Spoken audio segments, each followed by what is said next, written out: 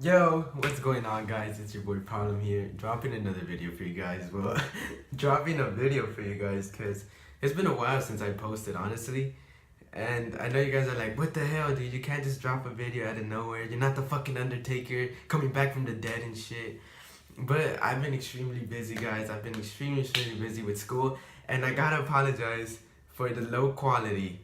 I know, dude. It's pretty freaking bad. But I have explanations to that. I'm using my iPhone, and my iPhone isn't even like the newest iPhones. It's not. It's like an fucking iPhone 5 SE. It's better than nothing though. It does its job. So this is gonna be a story time. And I'll get into why I haven't been posting later on in another video. I just don't really want to get into that right now. But the story time. And this is going to be more of a serious story time because this isn't like a funny, hilarious story time. This is actually like, I don't want to say traumatic or like it traumatized me in any type of way, but it does stick in my mind and it's just crazy. And so this story is about let's just call him a farmer. He's not technically a farmer, but his job has to do something with it, like, you get me. And he works, so it's my house, right? My house is right here, and in front of my house it's a piece of land, pretty big piece of land. And there's a family that takes care of the land, and the land, or whatever, yeah, basically the land. And grow they grow vegetables, fruits, corn, all types of things, right? And they're very nice people, very hardworking people. It's insane. Like when I was going to high school, it would be like I would wake up at 6:30 to take a shower. I'd look out the window, they'll already be working. I would come from school at 3:30 and they'll still be working. Of course, they probably had little breaks, but just knowing how California is like fucking climate change, you know, and it's hot. So that's insane. Respects to them. I respect anybody who does like hard labor like that, because you know not everyone's fortunate to like have a decent job at least. But nevertheless, that's besides the point. So let's call him no, not Herbert. Let's give him a name. Alexander, okay? The farmer's name is Alexander. So Alexander, recently, well, Alexander and my family noticed that there has been a lot of times where we don't catch them at the moment, where someone comes by and drops junk off, like TVs that aren't working, drawers that are just torn apart, nasty chairs that are just disgusting stuff. I guess they were renovating their house. I think that's the words, renovating their house. So they were throwing out the old and bringing in the new, right? But they were throwing it in front of literally in the sidewalk. You know how, well, the sidewalk has a little piece of it that's like grass. They were throwing everything on there, and we would call the city, you know, hey, can you guys pick this up? Someone's been throwing this. And the city never came. It would be like 2 months before they even came. So finally, one day, I remember this day specifically. We were having huevos con chorizo with bolillo and frijoles, my favorite breakfast ever, besides pancakes. So we were having that. My mom was present, my dad was present, my sister was present. At the time, my cousin Edgar was living with us, so he was there. And it was all of us. And we finally spotted the guy. And Alexander spotted the guy as well, throwing the stuff away, right? And Alexander, man, the guy's like in late 60s, maybe even 70s already. So he had no intention, there was no intention at all to come out, like, to come aggressive towards the man. But the man was, I don't want to generalize or sound like a dick face, but he was a stereotypical cholo or gangster, Hispanic gangster. Not trying to be, I'm Hispanic myself, why would I be racist? Not trying to offend anyone out there. He was bald, tattoos, pretty big. Estimating, my guess, late 30s, early 40s, somewhere around there, right? So just picture that. Let's call the cholo, let's just call it cholo. So the cholo, right? Picture, don't forget that, late 30s, early 40s. Alexander, late 60s, early 70s. Alexander goes up to the guy and says, yo, I don't I don't want you to keep throwing your junk in front of in front of the land and just in the neighborhood overall. It makes it look like really disgusting and like who no there's junkyards for that, you know. Obviously Hispanic, he's talking in Spanish, so and then he's like, please, can you not keep throwing away your junk over here? Like we clean it as much as we possibly could, but we call the city, and you know some stuff we can't pick ourselves up, and we try our best and we call a city and they don't come, they're not quick enough, and it just stays there for 2 to 3 months and it just looks terrible for the neighborhood. And my mom walks out because my mom sees them, and my mom had a problem with it too. My parents, of course, had a problem with people throwing their junk in front of the neighborhood and stuff. So my mom goes outside. At first, it was my mom. I remember this.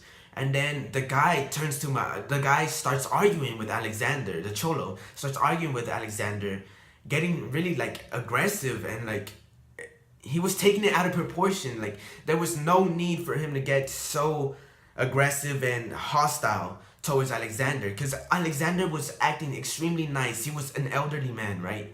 So then the cholo starts bickering and arguing with the man, like, oh, you don't own the neighborhood, oh, you don't own the sidewalk, like, who are you to tell me, blah, blah, blah, you know, stupid points like that. And Alexander was just telling him, like, I know I don't own it, but it looks bad in the neighborhood, and who are you to throw away your trash in the neighborhood that you don't even live in, you know? And besides the point, like, even if you live in the neighborhood, you don't have the right to throw away trash in the sidewalk, right? So that it kept going, and then the cholo turns around to my mom and tells, and in Spanish tells my mom, this guy's crazy, right? I remember that specifically because my mom, even after what I'm about to get into happens, told us, my mom was like, no, he's right. Like, he's right. You don't have the right to throw away your stuff here. And the Alexander was like, yeah, please, like, don't come. And oh my god, guys, this was very traumatic for me because I was there to see it. I wasn't there to see the whole argument, but when I came out, the cholo punched Alexander in the face. Like, it's damn. I'm not getting emotional, but it's just like shit, like, you know, fuck. He punches Alexander in the face and Alexander goes down, and of course he's an elderly man, so he's stunned, right? Like, and he punched him full force, like he cocked back the fist and just, you know, boom, right there. And Alexander goes down, and my mom starts freaking out, right? My sister starts freaking out, and my sisters are like, I remember my sister specifically telling me, excuse me, guys, it's call the police, Oscar, call the police. And she was like screaming at me, right? But I was in that stage, like, man, I'm so, like, I hate myself, but I just went into shock mode. Like, I was just like, everything was moving slowly. My sister was screaming at me, but like it was like movie type shit. My sister was screaming at me, but it was like just echoing. Like, I wasn't paying attention. I was just like in shock. My cousin, he's like 6 foot something. He was in shock too. I don't know why I just said his height. Really retarded. I don't know why I just mentioned his height. It's so irrelevant. But my cousin Edgar, really close cousin, he's in shock too. And my mom's like, oh my god, he did not just do that. My dad comes through, and my dad's like, holy shit, like, what's going on right now? Like, what just happened? Because he wasn't there to witness it. But my dad books it to the door to go pick up Alexander, right? And the cholo who punched Alexander books it. He leaves because what they did, the little thing that they did was that they got out, they parked their car somewhere else, and they would pick up the stuff, drop it off. So they would leave the scene where they dropped their stuff, or basically the sidewalk, and then they would go far away, get their car, and dip. So they were nowhere near the area, so they just randomly chose this area. And he punched Alexander in the face, right?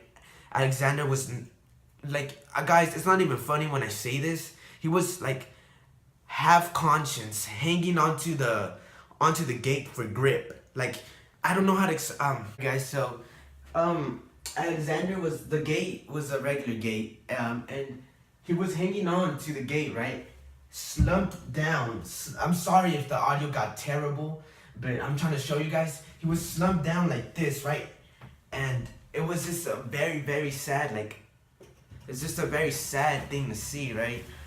And my mom goes, helps Alexander out. My dad helps Alexander out. My sister is infuriated with me, and I don't blame her. But she ended up forgiving me because I explained to her what happened. But she was extremely mad. I mean, I seriously don't blame her, you know, because no one wants to see that. And I easily could have called 911 to, you know, to tell them what was going on. But I just went into shock mode, and it's because I never witnessed anything like that. And I don't know why. I was just is that specific scenario has been like in my head ever since then, and it's crazy how I remember it in vivid detail. So yeah, guys, that's just the story. We never ended up catching the guy. I was extremely mad at myself afterwards, after like the shock was over. I was extremely mad at myself. My cousin Anthony was pissed. He's Edgar's brother, and he was mad because I don't want to judge him, but he's more aggressive. So he would have like done something. Like he would have definitely. He's very brave. He would have definitely gone to like confronted the guy before everything would have happened. But he was asleep at the time, and it was just a very sad thing to see. You know, no one wants to see an elderly man get punched in the face, and for no reason at all. And I don't know, man. I don't know why I've even been thinking about it so much lately. I don't know. I honestly, like, see, these things just come to me. The stories just come to me. But yeah, that's gonna be the story, guys. There's just no moral of the story. It's just a story that I just wanted to get on my chest. Or maybe the moral of the story is like, try your hardest not to go into shock mode or something, or just help people out, because we did help the guy out. We gave him water. My mom wanted to make sure he was all right, and it was so sad to see the man, like, afterwards he was like, his eye was quickly swollen, like extremely swollen. He was limping towards his house, and it was just so sad because we did offer him a ride, but he insisted not to, and it was just extremely sad. So moral of the story is to always stand up for people, especially elderly people who are very vulnerable. So yeah, man, like, I know there's sometimes you're just gonna be in shock, and you know you can't control that. But yeah, man, just try your hardest to always help people out. You know, you never want to see someone get harmed or attacked. And yeah, guys, that's the story. And by the way, I did mention long ago, I don't know if you guys remember, that I had a secret that I wanted to tell you guys about. And it's basically just this. Oh shit, I don't know how to get it. I got a tattoo. I told my parents about it, and they're cool with it. And well, they're cool with it. I mean, they have to be, because it's in my skin. But this is the last tattoo I'm getting. I'm just kidding, it's the last tattoo I'm getting. So, Ma y papá están viendo. Es el último tatuaje que agarro. They speak Spanish though. Yeah, guys, remember, like, subscribe, share the channel, share the video, whatever you gotta do with it. Hope you guys enjoy the story time, and I'm so sorry about the quality. Hopefully it's fine. But yeah, I'll make a video later on down the road to explain why I haven't been uploading. And yeah, man, peace. Remember, I love you guys all. Although I don't post, I seriously love every single one of you subscribers. Peace.